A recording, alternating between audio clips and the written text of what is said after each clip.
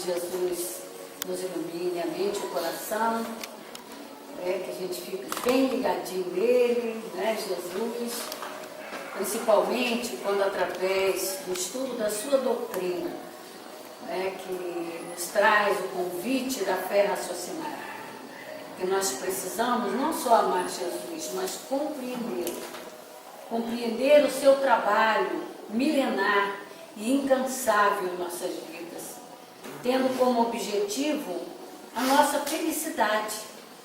Nenhum de nós estuda Jesus para não ser feliz.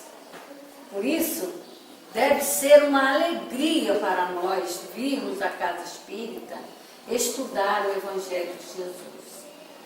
A casa espírita é essa escola da alma ensinando a viver melhor. Muitos de nós, a maioria de nós que frequentamos a casa espírita, passamos a dar importância e valor à vida após começarmos a frequentar a casa espírita. Só aí é que nós passamos a pensar em compromisso com a vida, em compromisso com o outro, em compromisso com a família. E por falta dessas lições, desses ensinamentos, como nos ensina o nosso querido Dr. Berno, a maioria dos homens vivem a vida ao sabor das circunstâncias. A gente vai vivendo a vida assim, de qualquer maneira. A gente não para refletir por que acontece isso ou aquilo, por que eu estou nessa casa, convivo com essa pessoa ou com aquela pessoa. A gente simplesmente gosta, não gosta, desgosta, quer, não quer, vai, não vai, tem que ser de acordo com a nossa vontade. A gente não reflete como é ser de acordo com a vontade de Deus. Não para pensar nisso. A gente tem vivido a vida assim. Nos deixamos levar já durante muitos séculos e até milênios pelo orgulho e pelo egoísmo. E hoje, o capítulo que se inicia fora da caridade não há salvação, nesse capítulo, lá no item 10 que vocês vão ler, vão estudar também, tem uma informação dizendo para nós que a caridade, como diz aqui, a caridade é um estandarte que encerra, que conduz o destino dos homens na terra e no céu. Então é um comportamento tal da caridade. É um comportamento do espírito, tanto quando ele está aqui encarnado, quanto ele quando desencarnar. Tem que ser uma sequência natural da sua vida, da sua vivência. Por isso, nós precisamos também entender o que é a caridade. Porque é muito fácil a gente falar na caridade segundo aquilo que a gente veio aprendendo ao longo dos tempos, de uma atitude externa, uma atitude exterior, como que até rituais.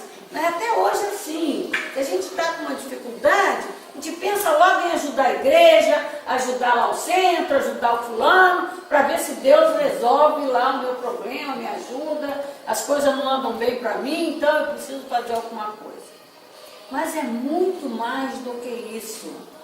É um comportamento, uma atitude. E segundo nós vamos ver aqui, tem que ter a dinâmica de Jesus. A gente conhece a dinâmica de Jesus? Não é? Nós precisamos. Então, o convite da doutrina espírita, dessa doutrina que é de Jesus, é para que nós conheçamos Jesus.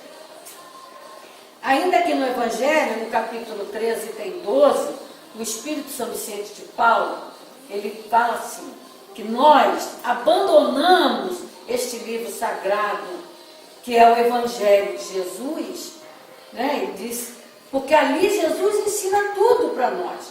Quando a gente fala de Evangelho de Jesus, nós temos especificamente na codificação este livro, o Evangelho, né? Que ele diz que aqui está o comportamento, a dedicação de Jesus pela humanidade. Porque tudo que foi trazido, não só nesta obra, mas em toda a codificação, é para ser estudada e reconhecida por nós como o trabalho de Jesus no nosso comportamento, na nossa inteligência, no nosso sentimento, para que nós construamos essa nossa felicidade. Jesus não veio trazer nem construir a felicidade de ninguém. Ele veio ensinar os homens a construir a própria felicidade. Por isso, veja bem, o capítulo 15, que é fora da caridade com a salvação, nós vamos começar a refletir aqui. É claro que, como eu disse para o meu amigo aqui, cada texto desse aqui, cada trechinho desse aqui dá mais de hora de fala, né? Dá mais de hora de fala, porque entre linhas a gente vai descobrindo as ideias. É isso? Mas então, nós precisamos aprender a enxergar no Evangelho esse trabalho de ideias que ajudam a gente a pensar, a enxergar as situações. E aqui, nesse primeiro item, né, nós temos aqui o item 1 ao item 3. Né? Já no item 3 diz assim: toda a moral de Jesus se resume na caridade e na humildade, nas duas virtudes contrárias ao egoísmo e ao orgulho. O que a gente já disse? Nós já dissemos que o egoísmo e o orgulho têm conduzido a nossa vida e a gente tem vivido ao sabor das circunstâncias. Né? Apesar de dizermos que acreditamos em Deus, em Jesus, temos religião, a gente tem religião, a gente diz que acredita em Deus. Mas e essa prática da caridade? Como é que eu enxergo isso? E eu achei interessante, né, aqui nesse primeiro item, que nós vamos ler algumas coisas, não dá para a gente ler muito não, porque eu sou muito falante e o relógio corre.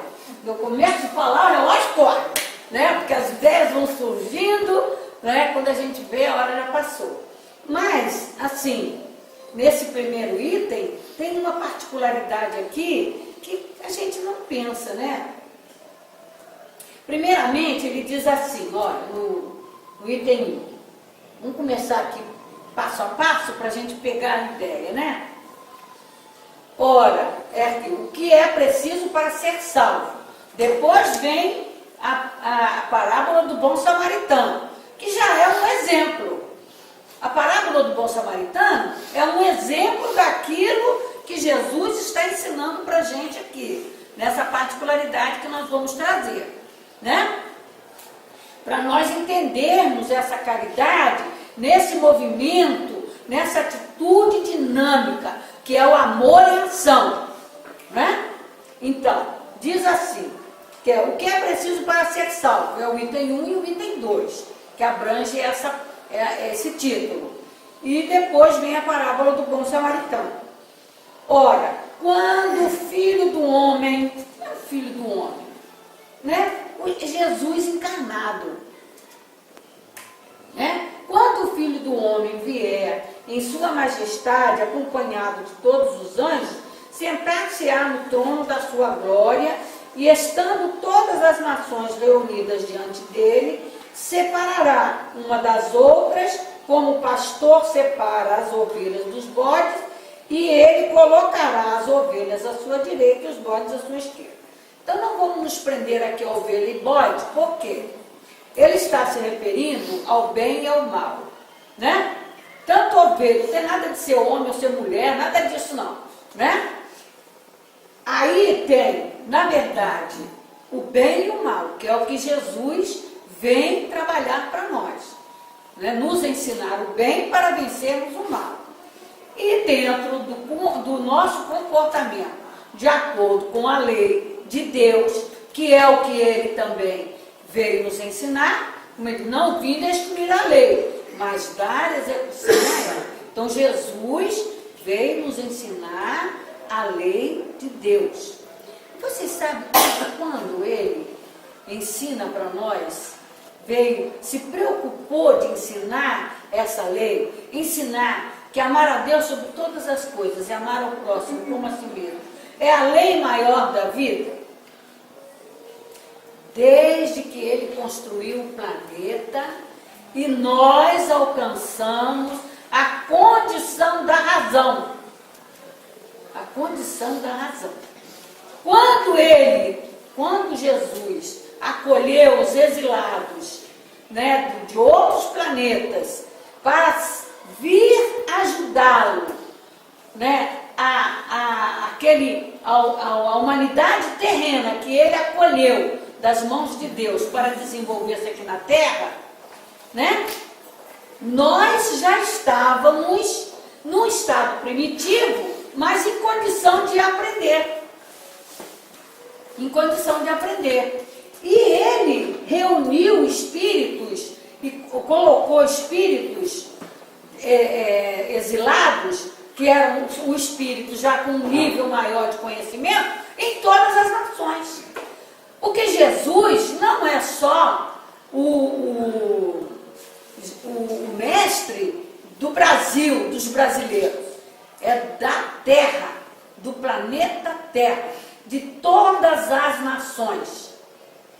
No livro A Caminho da Luz, o Emmanuel, ele vem relatando para nós esse trabalho de Jesus milenar, muito mais do que 2000 anos, não sei nem quanto, milênios e milênios atrás, né? Então, todos os prepostos do Cristo em todas as nações, nas mais antigas que já existiam naquela época, ele tinha um encarnado, tinha a equipe desencarnada de espíritos superiores, intuindo os encarnados, Krishna, Buda, Zoroastro, Moisés, todos esses espíritos tinham o dever de trazer para a humanidade da Terra a ideia de Deus e do amor ao próximo.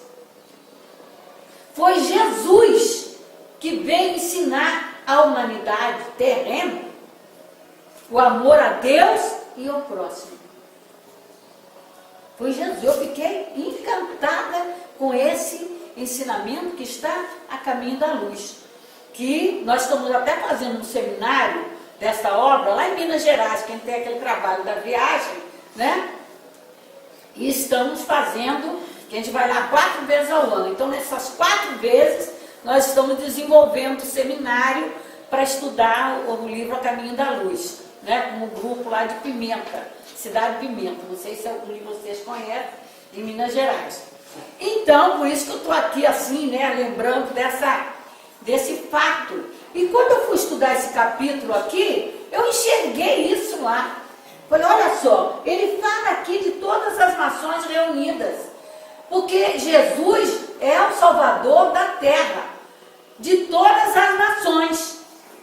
Então ele lá nos hindus, naquele povo da Grécia, da Índia, da China, aqueles povos mais antigos, foi de onde ele tirou, né, ele acolheu os espíritos com um conhecimento maior, já trazido dos seus planetas, né, principalmente Capela, em que eles tinham condições agora até de ajudar esse povo primitivo trabalhando os próprios sentimentos, porque eles não conseguiram acompanhar o planeta porque não desenvolveram o sentimento.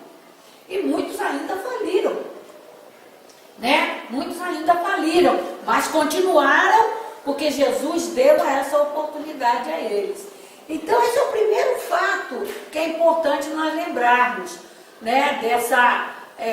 Que é essa lição da caridade, é para todos os povos, para todo mundo. E nós sabemos que ainda hoje existem nações que renegam Cristo, que não aceitam Cristo. Mas não é porque não tem condição de saber. É porque são aqueles que ainda se prendem a manter tradições. Né? Dando o caminho da luz, a gente entende isso. Então, esses povos continuam ainda perdidos, não por falta de condição de saber, mas porque renegaram, como diz Leon Denis, afogaram a doutrina de Jesus, o verdadeiro cristianismo, distorceram os ensinamentos de Jesus, né? Por isso a gente está nessa corda bamba aí há milênios, né? Não conseguindo compreender o seu trabalho de amor. Por isso também a presença da sua doutrina agora, de forma escrita, está lá em Caminho da Luz também. Quando, através de Kardec, a doutrina de Jesus veio escrita, não só falada, nem só em forma de parábola e em forma de alegorias, que foi usada num momento primitivo, no momento de uma ignorância das criaturas, ignorância intelectual. Mas agora, da forma escrita, porque em todos os cursos da Terra, em todas as ciências humanas, para se estudar, é no livro, não é no livro? É escrito? Pois é. Nós não paramos para refletir na importância do trabalho de Kardec, que colocou no livro toda a lei de Deus ensinada pelo Cristo, para que nós não tenhamos desculpa de não saber. Nenhum de nós pode alegar desculpa. Nenhum de nós pode alegar ignorância, porque todos estamos em condições de saber, há milênios. Quando aquele povo primitivo, nós, né, que lá estávamos, quando nós alcançamos a Era da Razão, já estávamos com 40 mil anos de desenvolvimento, considerando até a saída lá da fase animal, né? Então alcançamos, não éramos mais o brucutu, já estávamos em condições de aprender. Por isso ele trouxe a ideia. Aí o outro item. Então o rei dirá àqueles que estiveram à sua direita: vinde vós que fostes abençoados por meu Pai, tomai posse do reino que vos foi preparado desde o começo do mundo. Objetivo da encarnação, da reencarnação, objetivo da criação de Deus, do ser imortal que somos. Então Deus criou os espíritos, e Deus criou o mundo material para o espírito, e não o espírito para o mundo material. Né? Como nos diz Lamartine Palino Júnior, o universo material, além de ser fruto do pensamento divino, é a forma didática material que Deus criou para educar o espírito, para que o espírito pudesse desenvolver toda a sua potencialidade de inteligência e de sentimento. Por isso, encarnamos. Tudo isso nós precisamos aprender a conhecer. E essa tal de caridade, ela vem desde esse momento em que, como ele disse, tomai posse do reino que vos foi preparado. Que reino é esse? O reino espiritual da felicidade plena que nós vamos alcançar quando aprendermos passando pelo processo das encarnações. E é no processo das encarnações, no dia a dia da vida, que nós precisamos enxergar essa caridade que é a bandeira da salvação do Espírito no céu, na terra e no céu. Olha, ele coloca na terra e no céu, porque é na terra que a gente aprende isso, para continuar lá no céu, no mundo espiritual. Objetivo da encarnação: levar o espírito a alcançar a perfeição, desenvolvendo todas as suas potencialidades através das vicissitudes da vida corporal. E uma particularidade da vicissitude da vida corporal, que se chama amor em ação, amor dinâmico, é a tal da caridade. Que veja interessante que ele diz: todos nós, do qual o reino divino foi preparado para a nossa felicidade, temos que, como ele diz aqui, que fomos abençoados por Deus quando? Porquanto tive fome e me deste de comer, tive sede e me deste de beber, tive necessidade de teto e me hospedastes, estive nu e me vestistes, estive doente e me foste visitar, estive preso e me fostes ver. Não estão aqui as necessidades básicas da vida do ser humano? Comer, beber, vestir, ter saúde, ter teto para morar. E a gente faz isso sozinho? Nunca. E para começar o desenvolvimento desse amor dinâmico que se chama caridade, Deus já coloca a gente entre dois, pai e mãe. E o mais interessante, que na sequência do Evangelho, o que a gente estudou como última lição no capítulo 14? Honrai vosso pai e vossa mãe. No Decálogo, é o primeiro mandamento da relação humana. É o primeiro mandamento que desenvolve o sentimento do amor ao próximo. Porque os 3 primeiros mandamentos do Decálogo é a nossa relação com Deus. Senhor, eu sou o Senhor vosso Deus, não criareis imagens, aquele negócio todo dali, dos 3 primeiros, lá no Decálogo. Do 4º mandamento ao 10º é a nossa relação com o outro. E é nessa dinâmica. É não matar, não roubar, não desejar as coisas do próximo. Olha só, é dinâmica. É trabalho de sentimento uns com os outros. E é interessante que ele coloca essa prática, essa questão de dar, de comer, de beber, de vestir, isso é dever da vida. É um dever natural, necessário. Você vê, o ser humano é o que tem a infância mais longa, é o ser humano, quando nasce, é o ser mais dependente, né, na sua infância, que é o ser humano, porque os outros se viram lá dentro do instinto.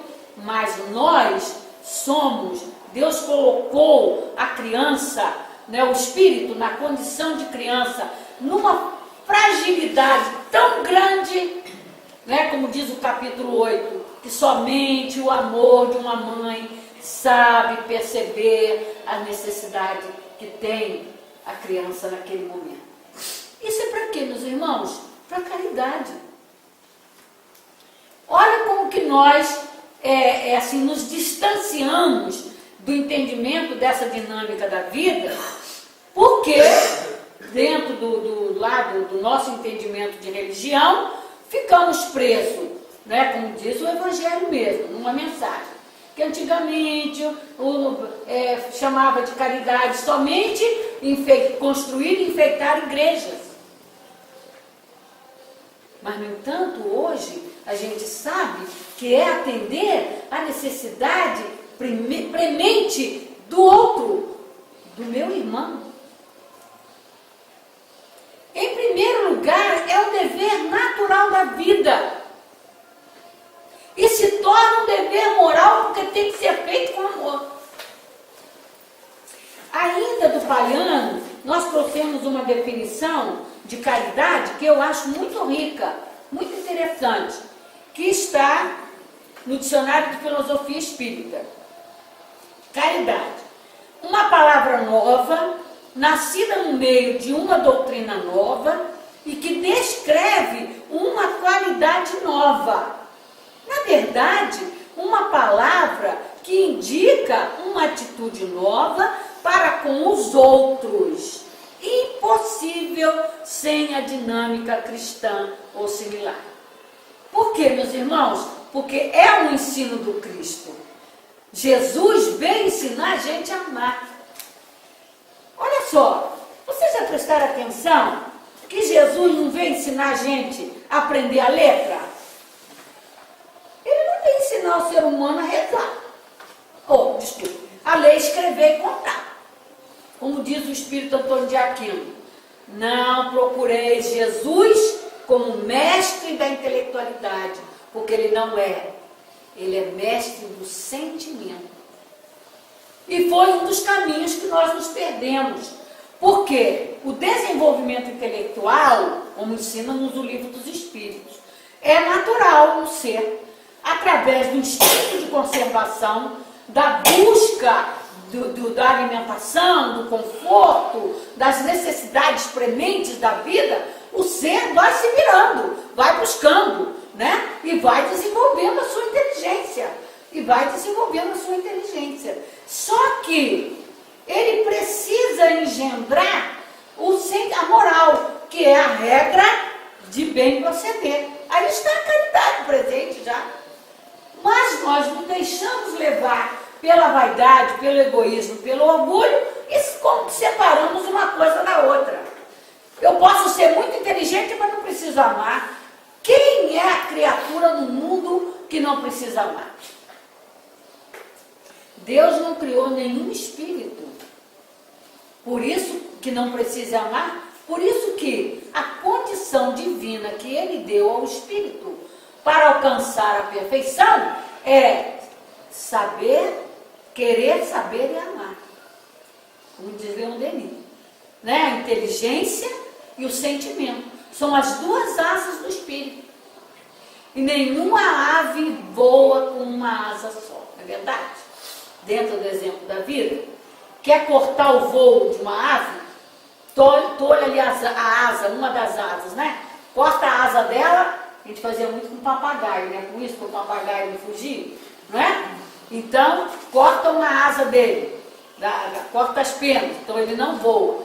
Então, assim também, nós entendemos nos ensinamentos das leis divinas para nós espíritos, a inteligência e o sentimento.